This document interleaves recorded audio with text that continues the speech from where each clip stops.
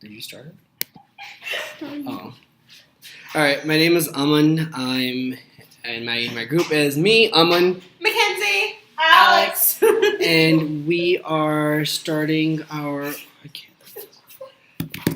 For our presentation, we are doing stroke. So we picked this topic, and we'll start. So this is a very heavy topic.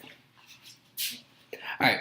What is a stroke? So a stroke, the medical terminology for a stroke is a cerebrovascular accident. It's also called a CVA. It's known as a medical emergency.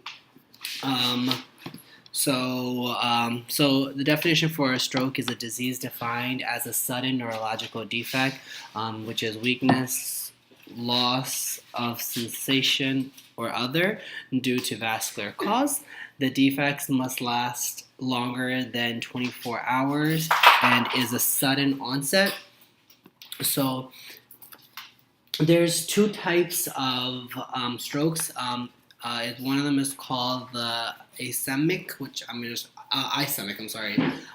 call it the I one, and the other one is the Hebrologic. I can't pronounce them. I'm sorry. The other one is the H one. So it's the I one and the H one. The I one is both are very detrimental, but the I one is a little bit less than the H one. So the ischemic is 85% can cause 85%. It can cause a clot forming and is caused to be due to a clot forming in one of the blood vessels supplying the brain, or due to a clot which travels from another site, which is usually the heart, to block off one of the arteries in the brain.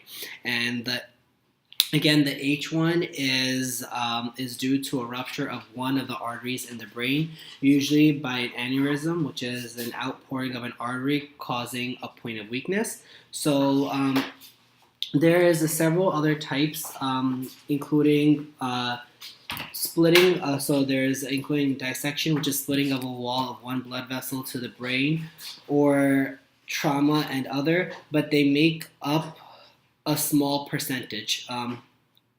So they use a terminology of a TIA, which is a transient ischemic attack, as is the same symptoms as a stroke, but the neurological defects last less than 24 hours. So a person recovers completely within that time, and is usually caused by a small embolism, which is a clot traveling from one site to block off one of the arteries in the brain. So the small embolus, which is absorbed. So that's that.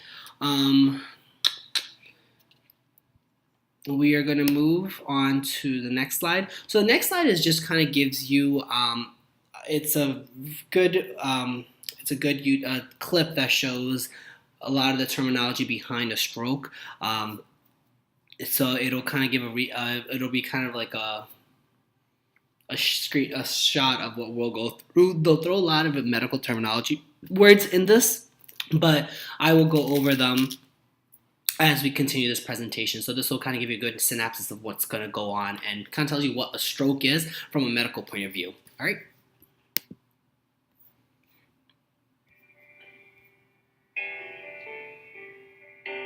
What is a stroke? Stroke is a devastating disease affecting 17 million victims worldwide. It is a leading cause of adult acquired disability. Stroke is a medical emergency. Do not wait. The longer you wait, the more damage happens to the brain. After a stroke and without treatment, an estimated 2 million brain cells, called neurons, die every minute. It is often said that time is brain.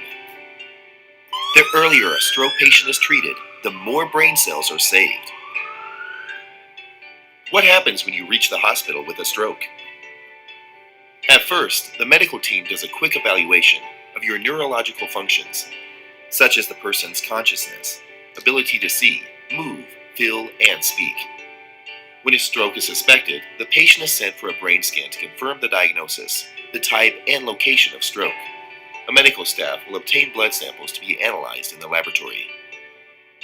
Some patients may need urgent interventions such as surgery or other treatments to save life. Those who arrive early enough may be eligible for thrombolysis with a clot-dissolving medication. The heart and lungs are checked for any underlying cardiac conditions that may be associated with a stroke and/or any pulmonary complications due to the stroke. Once the urgent problems have been attended, and depending on test results, the medical team decides on specific treatment. Treatment of acute complications, setup of supportive care, prevention of other complications, or control of the cardiovascular risk factors to prevent another stroke from happening. Strokes may not always be the same for all patients. So how exactly do strokes occur? Stroke is the result of a permanent damage to a part of the brain due to an inadequate blood and oxygen supply in this area. This may be caused by blockage or rupture of a blood vessel inside the brain. The cells in the part of the brain which are damaged die and can no longer function. After arterial occlusion, in ischemic stroke, cell death happens in about 6 minutes in the core central infarct area that is devoid of blood supply. Within the infarcted tissue, a cascade of processes occurs that are toxic to brain cells. Soon after, fluid starts to accumulate, leading to edema or swelling. Around the core of infarction, there is an area called the penumbra, wherein the brain cells are stunned but remain viable for several hours. They may recover and survive if treatment is initiated early enough. The damage to the brain leads to impairment of neurological functions. The different areas of the brain are connected with different organs and body functions they control. For example, perception of pain and heat depend on an area of the brain different from visual perception, or speech, or emotions, or movements controlled by other specific areas. In summary, stroke disconnects the brain from the part of the body or function it controls by breaking the connections. Depending on which connections are broken, impairments after a stroke may involve motor, cognitive, speech, sensory, and/or visual functions, among others with varying degrees of severity. The main goal of rehabilitation is to achieve the best level of functional recovery and autonomy for conducting our usual activities of daily living. So what can we expect from natural recovery and rehabilitation? Some patients with minor strokes may recover spontaneously over time, but many would still need help in executing daily activities even 6 months after a stroke, such as walking, moving about, bathing, or dressing. With an intensive rehabilitation program, most of the natural potential for neurological recovery may be attained in the first 3 months. About 5% of patients only continue to recover for up to 1 year after a stroke. Motor power may improve over time, although this may not be synonymous with recovery of functions. Stroke rehabilitation is an important part of recovery after stroke. If about 1 in every 10 stroke patients would experience complete spontaneous recovery, about 1/10 of patients do not recover due to the severity of the stroke. However, 8 out of 10 patients would have at least some degree of recovery with rehabilitation. Despite stroke treatment and rehabilitation advances during the past years, recovery after a stroke is still often incomplete, and many still feel disconnected with their life. To know more about what can be done today in addition to rehabilitation, take a look at our next video and discover how can you help the brain repair itself and reconnect. So that was just helpful to just kind of get an understanding of how the prognosis of like the disease of of stroke kind of goes throughout the start of the onset and what to do after. And obviously it's very important to rehabilitation is very important part of the treatment for stroke. So some of the demographic informations that we came for would tend to be chosen for the demographic profile of who tends to get diagnosed with this illness. So there's really not really a like who gets it more or less or who's more prone to this or anything like that. But stroke is, like I said, it's a medical emergency. Stroke is according to the CDC website, Center of Disease Control, for the stroke is the third leading cause in the United States. It's nearly 3/4 of all strokes occur in people over the age of 65. Stroke death rates are higher for African Americans. than whites, even at younger ages. Each year, approximately close to 800,000 people suffer from a stroke. Stroke is again the leading cause of serious long-term disability in the United States. On average, someone in the United States has a stroke every 40 seconds. Strokes can and do occur at any age. Nearly one-fourth of strokes occur to people under the age of 65, so it's mostly above 65. So it's more of the elderly that will get this. So that was something that was, which was really interesting. So there's not really, again, like I said, there's not really male female who can get stroke much more. It's kind of just all. I'm sorry. It says that. But men are at a greater risk of stroke than women until the age of 65. Both after which both sexes have similar rates. Stroke is a major cause in morbidity and mortality in the elderly. Women, while stroke is considered a disease mostly affecting men, women are actually twice as likely to die from strokes than men. In addition, females have additional risk factors for stroke, such as oral concentration, that are not present in men. Also, children, it's very uncommon in stroke is very uncommon in children. Accounting for only a small percentage of strokes caused each year. Stroke in children is often second to congenital heart diseases, which is embolic stroke, genetic disorders in abnormalities of in cranial vessels, or blood disorders such as trombophilia. Half the strokes in children are the H1, hydrodynamic, and these may be associated with long-term disability. So the risk factors, with the asthmatic, the I1 stroke, are similar to the risk factors in the coronary artery diseases. So that's just some of the demographic information going in regards to like the illness, gender, race, age, ethnicity, and all that stuff. So this is just a really good kind of the map of the United States, from kind of showing the shift of 35 plus of 2000 to 2006 by county. This map clearly shows the stroke belt in the southern eastern USA, going from like the Mississippi Valley up to the higher rates of stroke mortality. It's kind of interesting to show that most of the southern southern states have much more of the rate higher there than versus on the mid side. So kind of just, if you think about it, a lot of individuals, when they retire, they tend to retire in the south. So that kind of like that, to my ideation, comes to kind of factors into this factors into this to this graph, I believe. So it kind of shows that as well.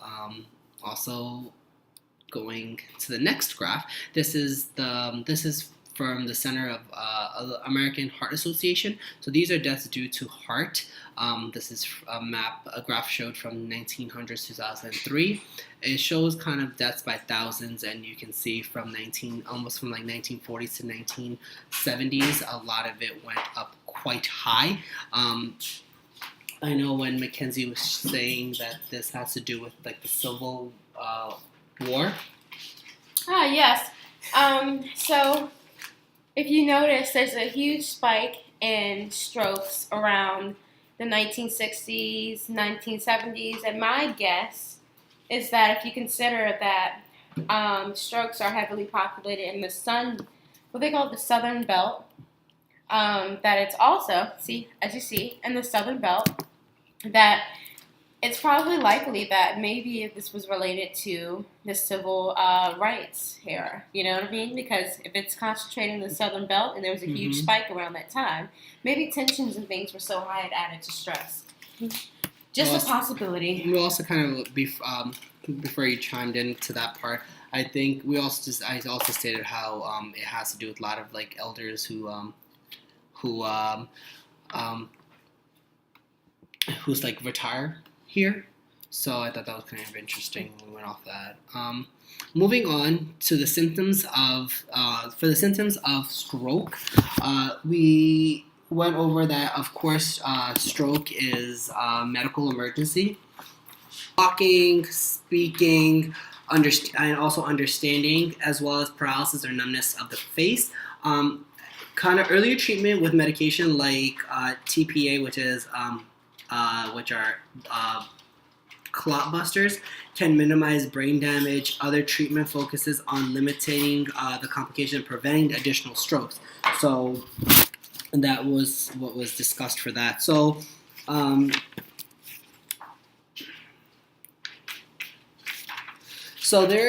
people may experience the symptoms of a stroke. Actually, like I said, like strokes, this is the onset. So the muscular issues would go from difficulty walking, paralysis with weak muscles, problems with coordination, stiff muscles, overactive reflexes, or paralysis of one side of the body. So the whole body issues we came up was as a blurred vision, double vision, sudden vision loss, or temporary loss of vision in one eye. That's actually that's one of the biggest things that you'll see is right when for the onset of when actually a stroke is happening. That tends to be one of the most major factors is loss of vision in one eye all along. For speech issues, it was difficulty speaking, slurred speech, or speech loss. For the sensory issues was pins and needleless and reduced sensation of touch. So that's what was for the sensory issues. The facial issues was muscle weaknesses and numbness. The limb issues were numbness and also weakness in the limbs. Also common were difficulty swallowing, headaches, inability to understand, mental confusion, or rapid involuntary eye movement. So these are just some of the symptoms that were came up when we did the research. Moving on, so the progressions for stroke is prior to the onset of a stroke, the individual may have previous symptoms of weakness of one side, or inability to speak, or loss of vision in one eye. Like I kind of went over. That's one of the most major one that was founded upon. So the onset of a stroke is usually sudden. The deficit lasts over 24 hours. If it's less than 24 hours, then it goes under a different category of a stroke. The progressions differ from the eye stroke to the H stroke. So they're two different ones. So like we kind of just said, prior to the onset of the stroke, so the TIA, which is the transient ischemic attack, that's only when it doesn't last. So the initials go for TIA. That's only when the stroke does not last more than 24 hours. So it's called a TIA. So prior to the stroke, the patient may experience private symptoms due to the TIA. So that's an example of a transient episode of weaknesses on one side, ability to speak, or more commonly, loss of vision on one eye, which is usually developed by a black vein, which is gradually goes down. The onset of stroke is sudden, although it involves a stepwise manner over several hours in thrombic shock. The deficit lasts for longer than 24 hours. After its development, the neurological deficit may improve gradually over the next few weeks to months, and sometimes it completely improves. Although that most patients are left in the residual defect, often severe, which they are, the hemorrhagic stroke occurs suddenly, although it's usually encompassed by a severe headache. It's more likely to cause coma than ischemic stroke due to the increase in pressure in the brain. So that's kind of like the difference between, obviously the I one is less severe than the H one. There's multiple treatment factors for stroke. Earlier treatment with medication, like I said, TIA, which is for a clot buster, it can minimize brain damage. Other medications focus on limiting complications and preventing additional strokes. Later, Alex will go in about kind of like the pharmacology on medication and how it's very helpful. So there's 5 type of medications, which are tissue plasmic activators, blood thinners, statins, and antihypertensive drugs, and the ACE inhibitors. So those are the type that we came up with. So the tissue plasgenomin activators are to break up clots that are blocking the normal flow of blood vessels and normal flow in blood vessels.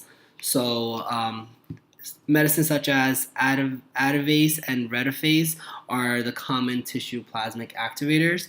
The most common ones that we may know of is blood thinners. So blood thinners help prevent blood clots from forming or helping dissolve existing clots. Anything from warfarin to Plavix to a very generic aspirin actually help out a lot with are known as common blood thinners. For statins are known to decrease the liver's production of harmful cholesterol. So the common ones are atorvastatin, which is Lipitor, or cholesterol. Those are the common ones. Moving on, anti-hyperintensive drugs are to lower blood pressure. So the common ones for that is like Avapro. And last but not least, the ACE inhibitors are used to it relaxes the blood vessels, it lowers blood pressure, and prevents diabetes-related kidney damage. So the common medication for that is lisinopril. So that's also it's like one of the fast movers in the pharmacy world. A lot of patients are on that. So those are the 5 meds for treatment. As we go for supportive care monitoring, that's mostly known to use cardiac monitoring. It's using electrical device to monitor heart rate and rhythm, and can be done in the hospital or at home. So that's a supportive care for people who've had a stroke. For the surgery it's a carotid endarterectomy. I don't know how to pronounce it, but it's up there. So for that, it's a surgical removal of plaque buildup in the carotid artery, which is located in the neck. So that's a surgery that's commonly done for individuals that had a stroke. For therapies, there are such as speech therapy, occupational therapy, physical therapy, stroke rehabilitation, and just regular rehabilitation. So those are the form of therapies that are very helpful. And one of the most important ones is just regular stroke rehabilitation. So for speech therapy is to specialize in voice rehabilitation, so that helps out with that. So occupational therapy is to improve daily living and work skills of patients.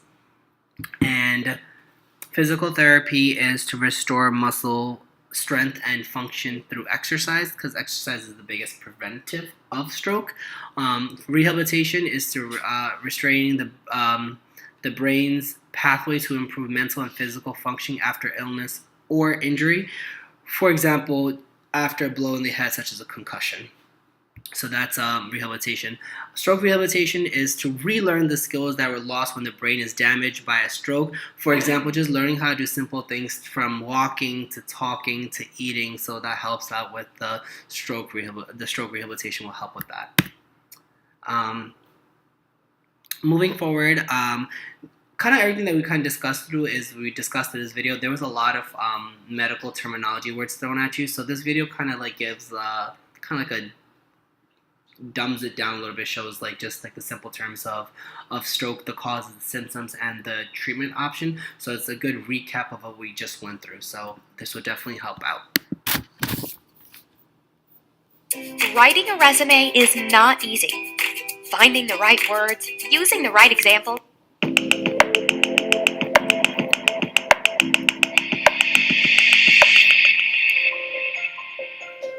A stroke is a medical emergency. Strokes happen when blood flow to your brain stops. Within minutes, brain cells begin to die. There are 2 kinds of stroke. The more common kind, called ischemic stroke, is caused by a blood clot that blocks or plugs a blood vessel in the brain. The other kind, called hemorrhagic stroke, is caused by a blood vessel that breaks and bleeds into the brain. Mini strokes, or transient ischemic attacks, TIAs, occur when the blood supply to the brain is briefly interrupted. Symptoms of stroke are sudden numbness or weakness of the face, arm or leg, especially on one side of the body. Sudden confusion, trouble speaking or understanding speech. Sudden trouble seeing in one or both eyes. Sudden trouble walking, dizziness, loss of balance or coordination. Sudden severe headache with no known cause. If you have any of these symptoms, you must get to a hospital quickly to begin treatment. Acute stroke therapies try to stop a stroke while it is happening by quickly dissolving the blood clot or by stopping the bleeding. Post-stroke rehabilitation helps individuals overcome disabilities that result from stroke damage. Drug therapy with blood thinners is the most common treatment for stroke.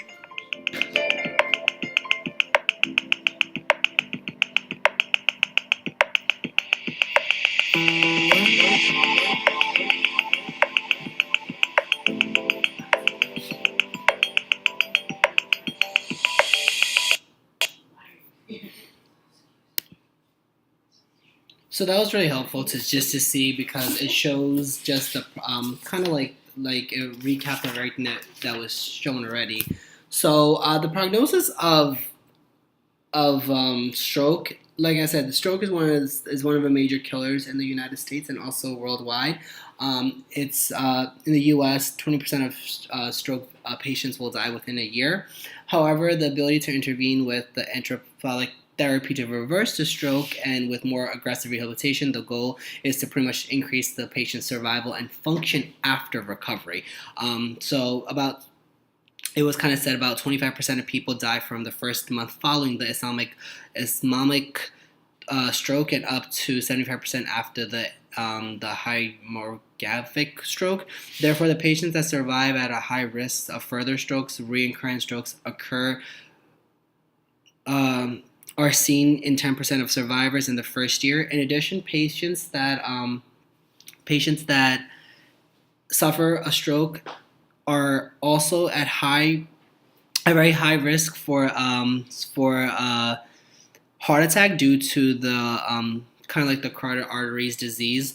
Patients also survive at initial period after stroke are usually left with significant mobility. So after around 1/3 of the independently mobile, which are able to move on their own, and the 1/3 of the severe disability require ongoing institutional care, which is usually given at nursing homes, and also the rest are in between. There is usually some importance in function after a stroke. Although the patient may be left with severe defects, the improvement may be made the first month can be used to indicate the likely improvement a patients will make in the future. Like we kind of went over with the TIA, which is a transit Islamic attack, which is a stroke that's less than 24 hours. That's what a TIA is again. TIA alone is an important progressive factor on its own. After a patient has one TIA, there is a 40% chance of them suffering of a stroke in the next 5 years, and 20% risk of death due to a heart disease or a stroke. So that's the prognosis portion. Preventative care, what we kind of went over in the beginning. So preventative care is something as simple as physical exercise, aerobic activity for 20 to 30 minutes, 5 days a week, improves cardiovascular health. If injured, pursuing an activity that avoids the injured muscle, group, or joint can help maintain physical function while recovering. And kind of like what's all kind of given is that smoking, if they smoke, then quitting smoking tobacco is one of the biggest preventative care of its own. kind of going off with the next slide, it is it takes a village. So there's a lot of specialists involved, and kind of McKenzie will go in later on discussing the role of the medical family therapist. So, like I kind of said, it takes a lot of everybody, including neurologist, a critical care doctor, physical medicine and rehabilitation, a neurosurgeon, our PCP, which is our primary care provider or physician, or an emergency medicine doctor. So this is kind of all needed for the care of the patient. Neurologist treats the nervous system disorder. The critical care doctor monitors and treats those in intensive care. Physical medicine and rehabilitation restores functions and quality of life to those in physical disability. A neurosurgeon specializes in nervous system disorder. Our PCP, which is our primary care provider or primary care physician, treats diagnosis and treats it prevents diagnosis and treats the disease. And the emergency medicine doctor helps patients in the emergency department. So that's like pretty much all the specialists that takes to kind of do this provide care for this person. Moving forward, it's going to be really helpful to see this video. It's a video on stroke survivors.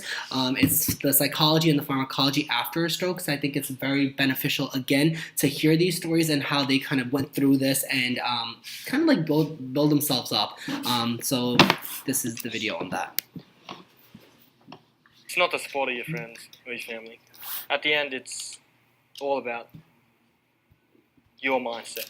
Get your mindset ready before you go on this path of self-improvement to becoming the best version of yourself. It took a couple of nights in bed where I was in fetal position and I was just thinking about it, thinking, how am I going to achieve my goals? How am I going to do this? How am I going to recover from this?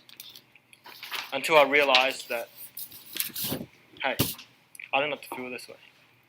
It was almost an inner voice which told me, why don't we take a couple of steps back and see what we can do to get you walking again?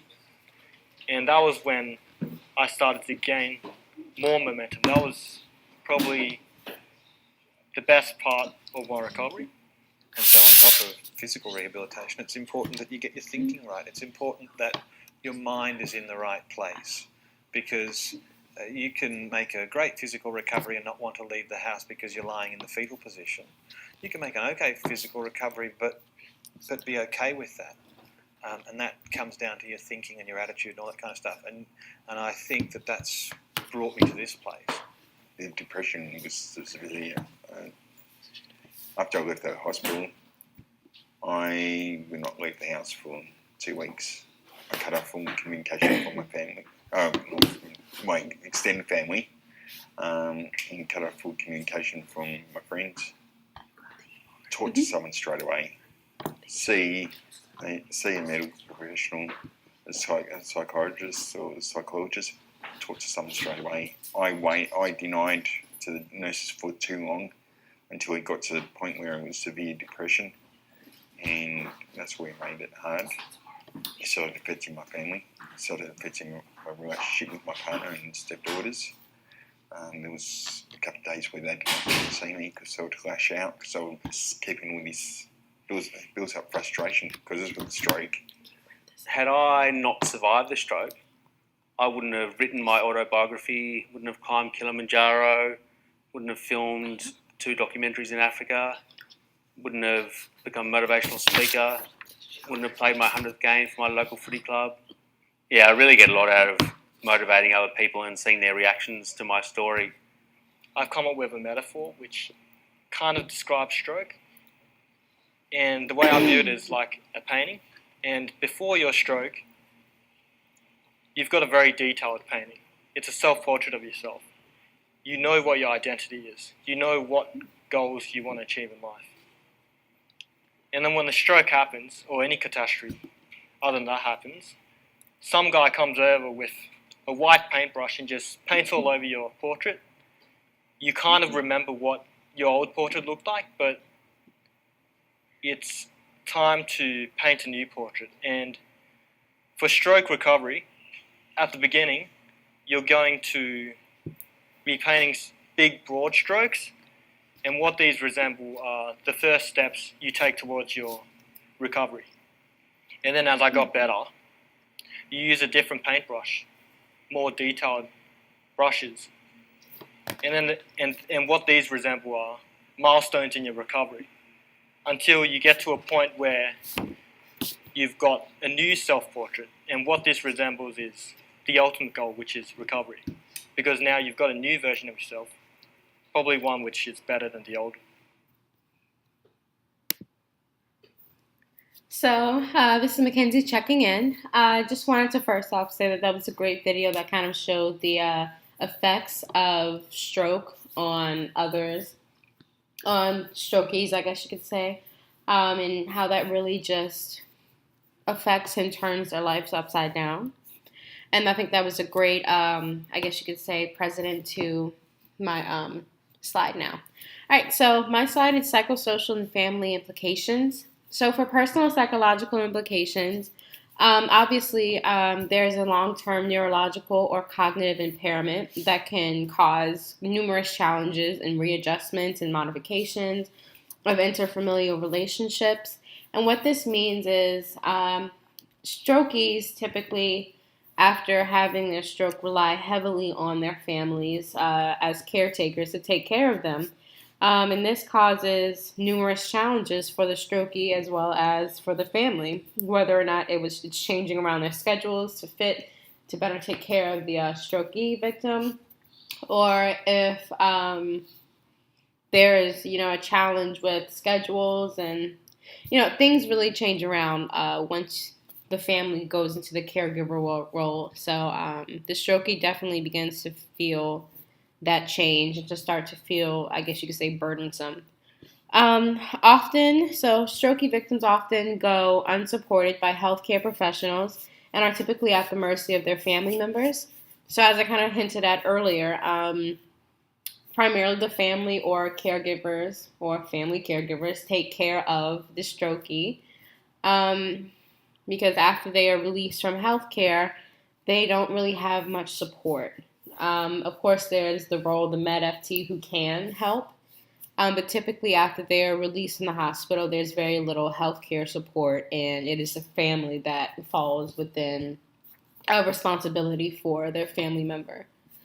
And so outcomes of this, I guess you could say the psychological outcomes and implications include depression, anxiety, fatigue, and apathy, which often overlap and typically occur in at least 30% of the strokies.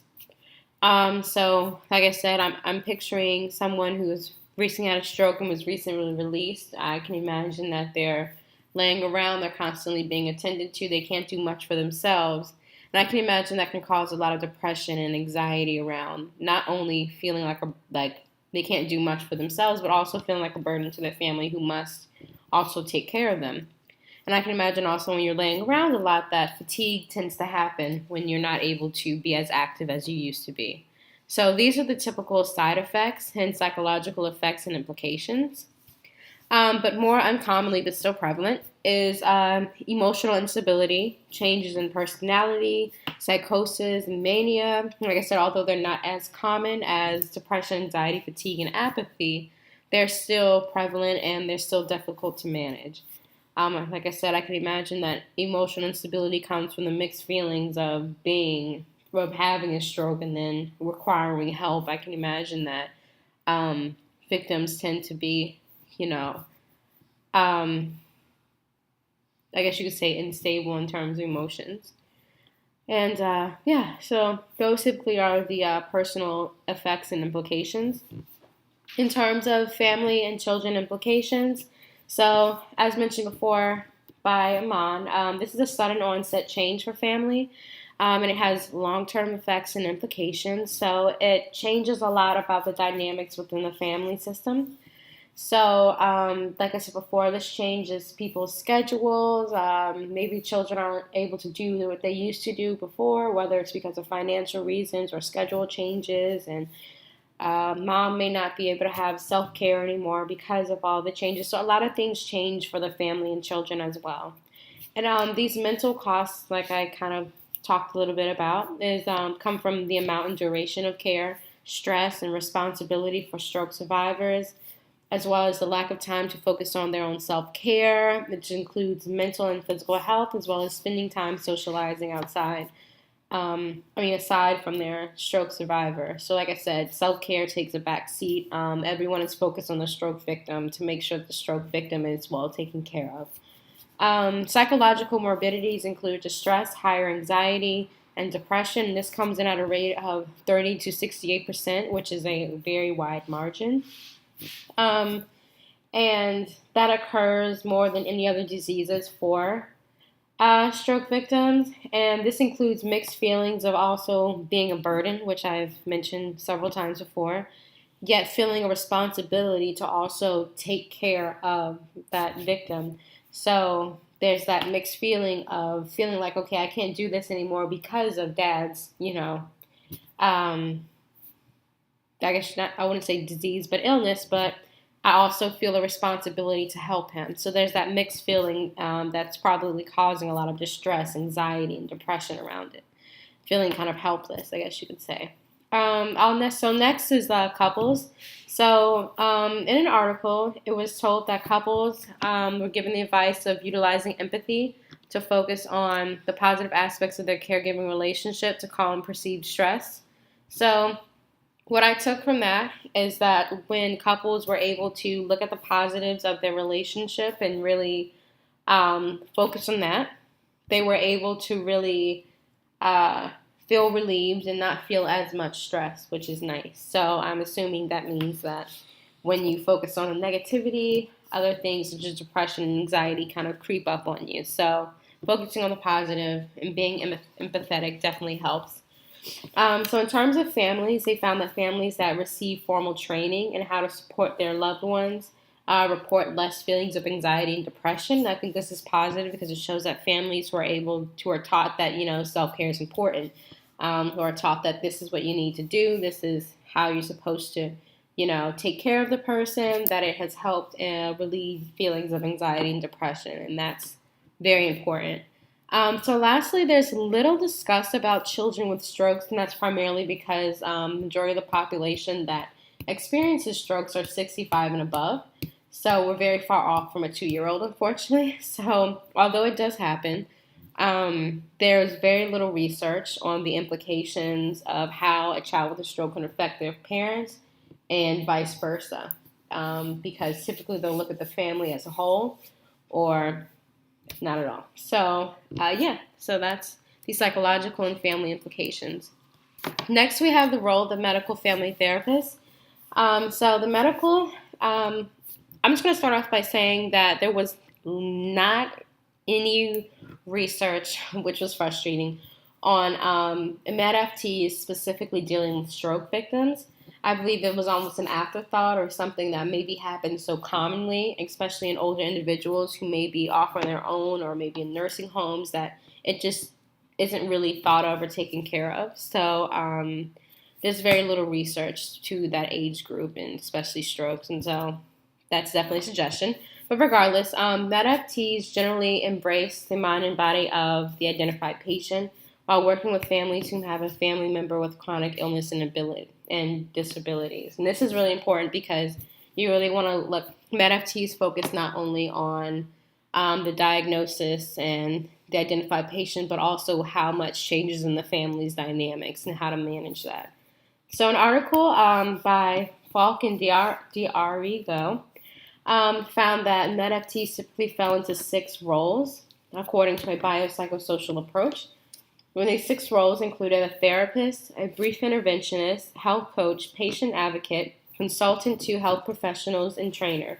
And because there's not much in stroke, I definitely want to make sure that I am discussing how stroke can fit into these roles and other things. And I think that a stroke victim can definitely benefit from being advocated for, and also with and having the help of the MedFT consulting to health professionals by saying, this is what's going on in the strokie's life and this could possibly be affecting things.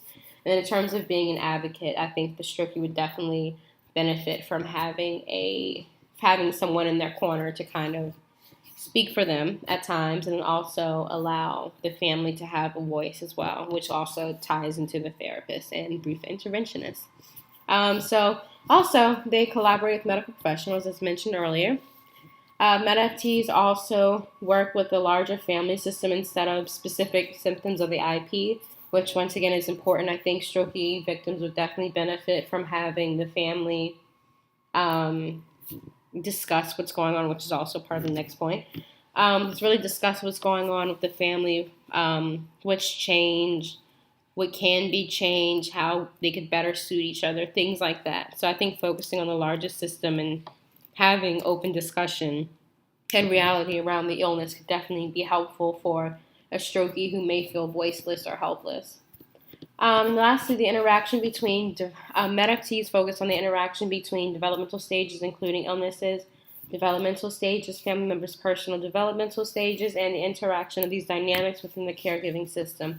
And this is really important when you look at the fact that not only is the strokey going through developmental changes and differences in their own life, but they're also experiencing life alongside of their family members. So their family members, say the daughter is, having issues at school, that's going to impact what's going on at home. Say mom is not able to go to work anymore, so that impacts like finances.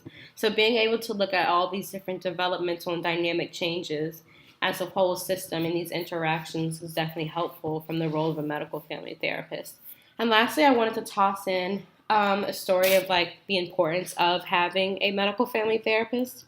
Recently, I had a classmate who I was discussing stroke with, and she had stated that her aunt had had a stroke, and the whole experience was very scary for her because she witnessed her aunt with facial deformities after that, and she was unable to move, and she was having a lot of side effects. And when they had taken her to the hospital had told her they should basically look into burial plots and that they should start looking into essentially her funeral. And for my classmate, that was very, very insensitive, and it was very hurtful. So for her, she felt like it would have been better if someone were to talk to her, I guess, as a human being with feelings. So I think that's where the MedFT role kind of comes in. Someone who can be sensitive to the topic, can talk to the family, be the liaison between the strokey victim and the family, because these are hard times, especially when it comes to stroke, where there is a possibility of death and there's a possibility of survival. But regardless, it's not an easy topic to discuss. All right, well, that's my section. Next session. Actually, I have not told you the truth. So I've incorporated a video regarding stroke awareness. This video is a video of John Wolowski. He is a victim of stroke, and this is him and his therapist dancing for stroke awareness. Keep on doing a good job, fantastic job, and we're going to do a dance for you.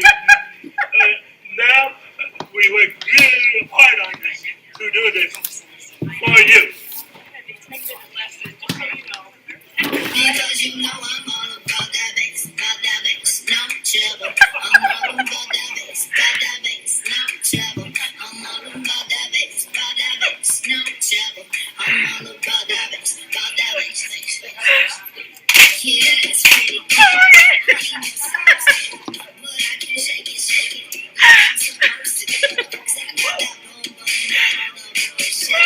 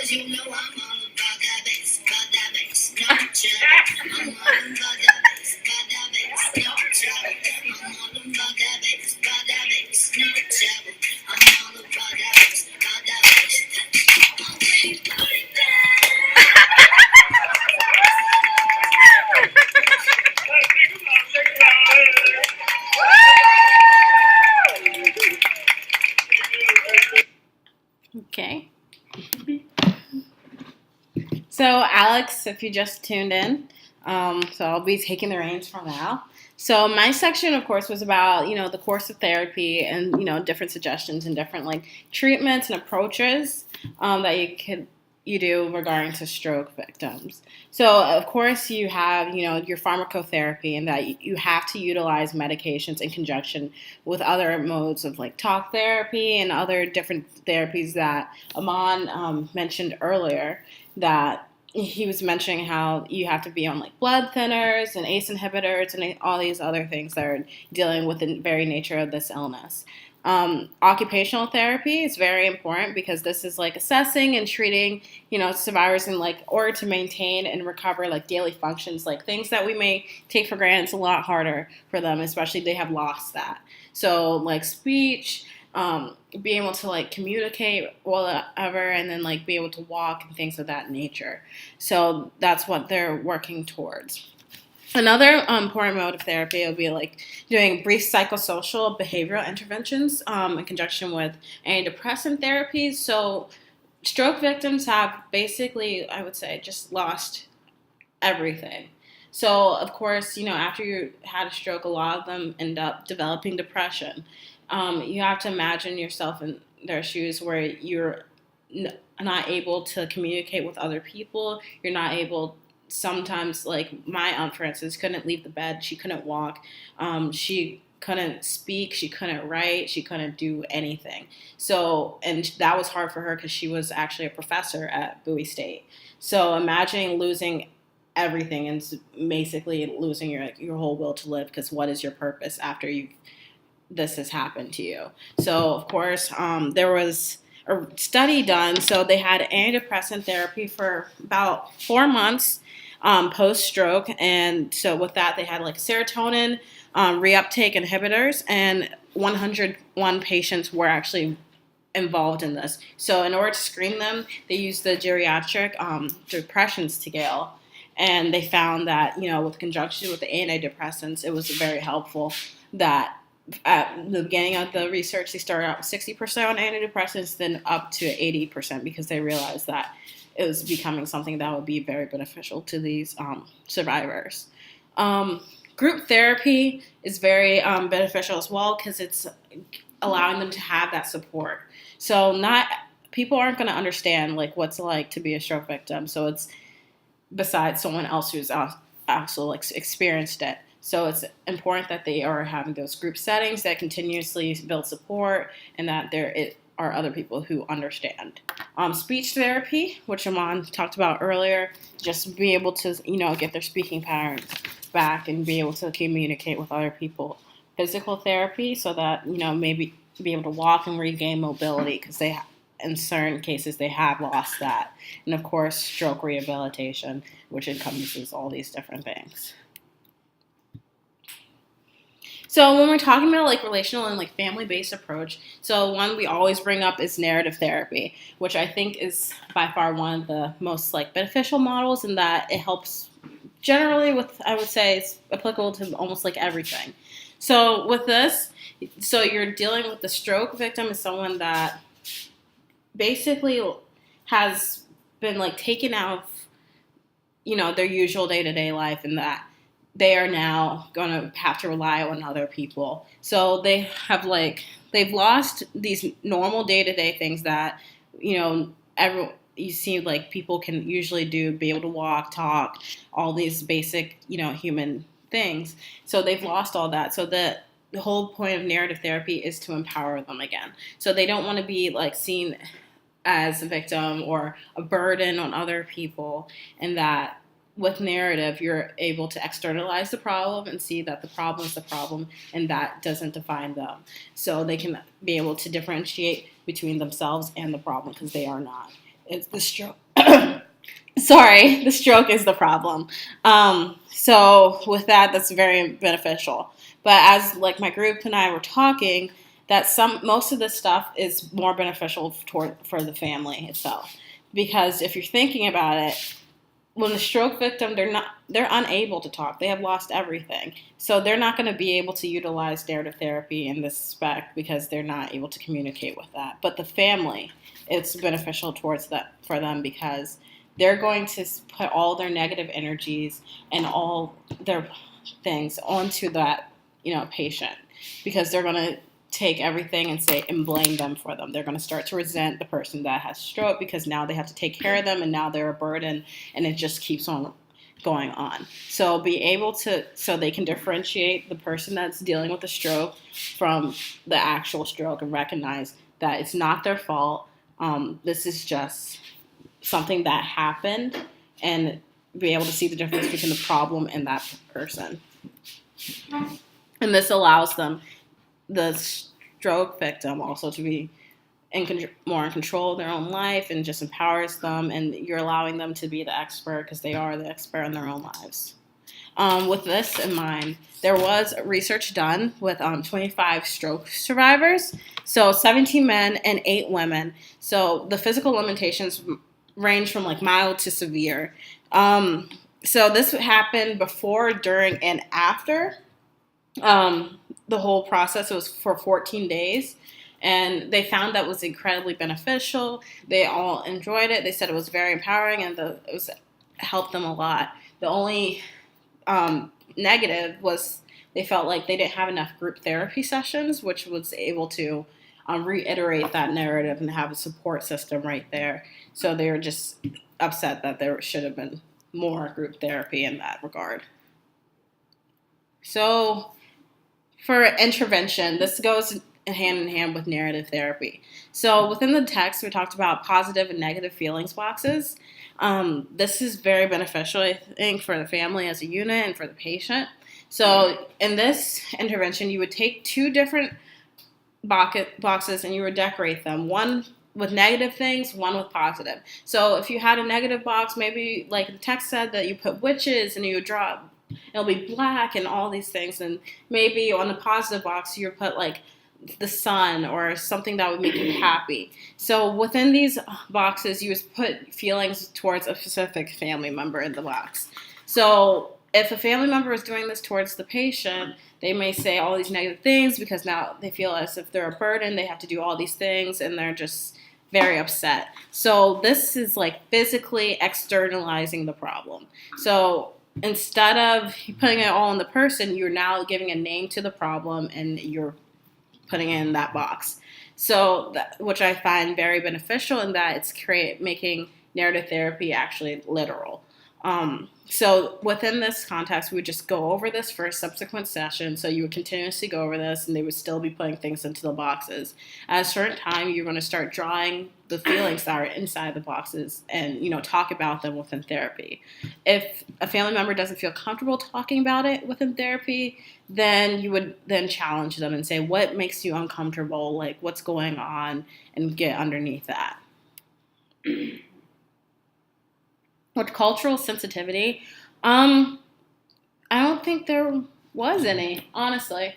Even though narrative therapy, I think by definition, accounts for like most contextual variables, it's just something, it's like telling your own story and you're the expert in your own life.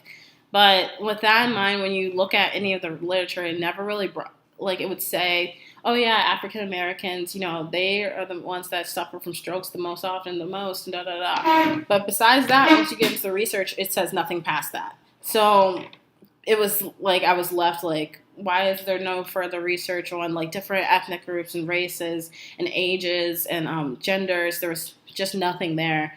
You can say they saw both men and women, but it was just like there was no differences. They just said, oh yeah, the people in the research study were men and women. That's it, just to cover their bases that they did that. But besides that, they just wasn't important to them, which I felt like they missed an opportunity to learn more.